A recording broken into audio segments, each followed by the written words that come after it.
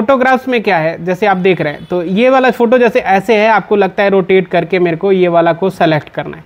जैसे एक photo select हो गया, नेक्स्ट करते हैं, नेक्स्ट करते हैं, जो भी आपको फोटोग्राफ्स लगता है कि मेरे को ये सेलेक्ट करना है उसको हम चेक लगाते हैं। यहाँ पे क्या होगा, ये दिखाता रहेगा। दूसरा फ़ोटो आ गया, तीसरा फ़ोटो चाहिए, तीसरा लगा दिया, चौथा चाहिए, अगर ये लगता है आपको रोटेशन करके देखना है सीधा करके तो ये भी लगा दिया, चौथा लगा दिया, पांचवा लगा दिया। ऐसे करके आप कोई भी फोटोग्राफ्स को सेलेक्ट कर सकते हैं। तीसरा ऑप्शन इसमें एक और है, जैसे ये हमने मान के चलो फोटोग्राफ्स को लगा दिया, ये ग्रुप फ़ोटो को मैंने फोटोग्राफ उसको बोलना है कि ये जूम कर देना मेरे लिए, तो मैं क्या करता हूँ ना ZOOM करके लिख दिया इस पर कि ये फ़ोटो मेरा जूम होना चाहिए, यहाँ चेक लगा दिया। यानी आप हर फोटो का अलग अलग नाम दे के डिस्क्रिप्शन लिख के उस फोटोग्राफ्स को आप भेज सकते हैं और फोटोग्राफर से बोल सकते हैं कि ये फ़ोटो बड़ा कर दो, ये फ़ोटो लेफ़्ट में कर दो, ये फ़ोटो राइट में कर दो, ये फ़ोटो टॉप पे कर दो, एक पेज पे ये पूरा फ़ोटो होना चाहिए। इस टाइप से करके आप अपने हिसाब से इसको नाम भी दे सकते हैं, सिलेक्शन भी कर सकते हैं। और एक और समस्या हो रहा था, लोग बता रहे थे कि मान लो सेलेक्ट तो कर दिया, बहुत सारे फ़ोटोग्राफ्स मान लीजिए मैंने सेलेक्ट कर दिया, लेकिन मेरे को लगता है कि दोबारा से इस फ़ोटो को डीसेलेक्ट करना है। जैसे कि मैंने 11 फ़ोटो इधर सेलेक्ट किया है और मेरे को लगता है कि नहीं जी मेरे को एक फ़ोटो इसमें से हटा देना है, जो कि हमें देना नहीं है बनाने के लिए। तो दोस्तों ये जैसे दिख रहा है आपको, प्रीवियस करेंगे जैसे, तो ये जाएगा पीछे के तरफ और इसमें क्या होगा, जो आपने सेलेक्ट किया होगा इधर आपका चेक लगा रहेगा। इसको हटाएंगे जैसे ही तो नंबर यहाँ कम हो जाएगा। जैसे मान के चलो कि 10 फोटोग्राफ्स आपने इधर सेलेक्ट कर लिया, तो अब क्या है, अब मेरे को भेजना है पार्टी को, यानी मेरे पास वो सिलेक्शन के लिए वो आया और मैं सेलेक्ट करके अगले को दोबारा फॉरवर्ड करूँगा ताकि वो एल्बम बनाएगा। तो अब मैं क्या करता हूँ, एक्सपर्ट एंड शेयर किया तो ये पूछा कि कौन से व्हाट्सएप पे आपको भेजना है, यहाँ पे मैंने क्लिक किया और जो भी हमारे को सिलेक्शन के लिए, जैसे स्टूडियो वाले ने भेजा किसी इंड यूज़र को, तो इंड यूज़र सेलेक्ट करेगा और फिर से स्टूडियो वाले के पास वो फाइल को भेज देगा। जैसे मैं क्या करता हूँ, इधर आपको भेज देता हूँ, ठीक है। अब ये क्या है, ये फाइल जो भी पार्टी भेजेगा, मतलब जो फोटोग्राफर का फाइल है, जो डेटा है, वो पार्टी जिसको भी आपने दिखाया सेलेक्ट किया तो वो भेजेगा। तो हमारे पास जो इन्फॉर्मेशन फाइल होता है वो जस्ट KB में आएगा। जैसे उसके पास ना नेट का कोई खर्चा रहेगा, ना ही आपका ज़्यादा टाइम लगेगा और ना ही आपको कहीं जाने की ज़रूरत है उसको, ना ही उसको आने की ज़रूरत है। वो डायरेक्ट सेलेक्ट किया, सेलेक्ट करके इधर फॉरवर्ड कर दिया।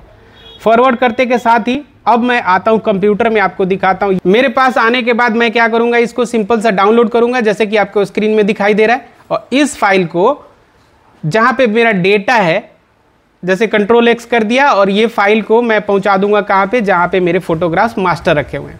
सिंपल सा मैंने अभी तक जो भी प्रोसेस किया उसमें सिंपल सा मैंने क्या किया, एक आपका एप्लीकेशन बनाया जो कि पार्टी को दिया, पार्टी ने मेरे को ये वाला फाइल भेज दिया, यहाँ आ गया। अब क्या होगा, अब क्या करना है आपको, फोटो सेलेक्ट तो हुआ नहीं, अभी क्या हुआ, खाली फोटो चेक लगा के हमारे पास इंफॉर्मेशन आया है। इधर मैं दोबारा सॉफ्टवेयर खोलूंगा क्योंकि मास्टर आप हैं, डेटा आपके पास है, पूरा ओरिजिनल फाइल आपके पास है। तो आप जहां भी फाइल रखे हैं, एक इंफॉर्मेशन फाइल वहां पे आपने शेयर करके रखा हुआ है। अब मैं जस्ट क्या करता हूं, ये वाला अपना सॉफ्टवेयर जो हमारे पास मास्टर है, डेटा मास्टर है, उसको यहाँ पे बोला गया है कि इंपोर्ट सिलेक्शन फाइल। तो जैसे इंपोर्ट सिलेक्शन फाइल को क्लिक करते हैं तो यहाँ पे आता है सेलेक्ट मेन फोटो फोल्डर, मतलब मेन फोटो फोल्डर की जहाँ भी आप फोटोग्राफ्स का डिज़ाइन करके पार्टी को भेजे हैं वो फोल्डर आपको सेलेक्ट करने के लिए सॉफ्टवेयर बोलेगा। तो यहाँ पे मैंने PS करके एक फ़ोटो फोल्डर बनाया था, उसको सेलेक्ट कर लिया। और दूसरा ये बोल रहा है कि क्लाइंट सिलेक्शन इन्फॉर्मेशन फाइल आप यहाँ से उठा के उसको दे दो।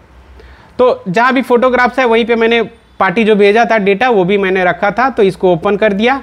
ओपन करते के साथ ही जैसे मैं ओके करूँगा तो ये क्या करेगा, ये बोलेगा photo separated to destination folder. मतलब ये हो गया कि आपने जो फोल्डर इसका नाम दिया है वहाँ पे आपका फ़ोटो सेपरेट हो गया है, जाके एक बार चेक कर लीजिए।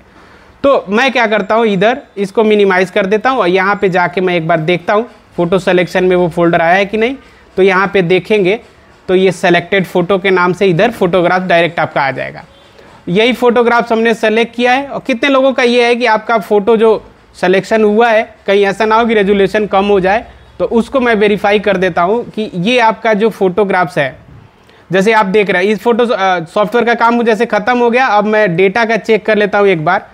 तो देखिए ये सेलेक्टेड फ़ोटो खुला हुआ है और ये आपका मास्टर फ़ोटो खुला हुआ है। अगर आप चेक करेंगे इसको, पहले वाले फ़ोटोग्राफ्स को अगर मैं चेक करता हूँ यहाँ पे प्रॉपर्टीज देखता हूँ अगर, तो यहाँ पे क्या होगा 597 का MB का ये फ़ोटोग्राफ्स है। और इधर जो सेलेक्ट किया हुआ फ़ोटो है, जो अभी डेटा नया मेरे को मिला है, जो पूरा फोल्डर से अलग हुआ है, उसका देखता हूँ तो 597 MB का डेटा है।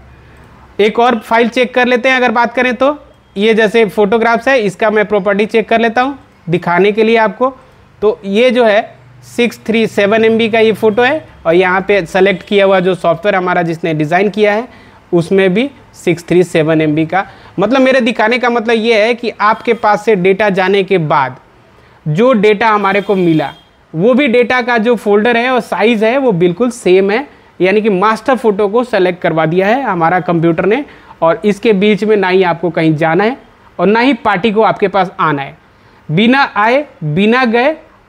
और एक और चीज़ आपको फ़ायदा हो गया कि ना ही आपको लैपटॉप लेके जाना है, ना ही पार्टी के घर किसी का इंतज़ार करना है। जैसे मैं फ़ोटोग्राफ्स पहले सेलेक्ट कराने के लिए किसी स्टूडियो से बात किया तो उनका परेशानी ये था कि मैं जाता हूँ सेलेक्ट करने के लिए तो अगला बोलता है कि मेरे मामा नहीं है, मेरे चाचा अभी नहीं है, जब आएंगे तो मैं सेलेक्ट करके दे दूंगा, जब तक के लिए फ़ोटो कॉपी कर दीजिए।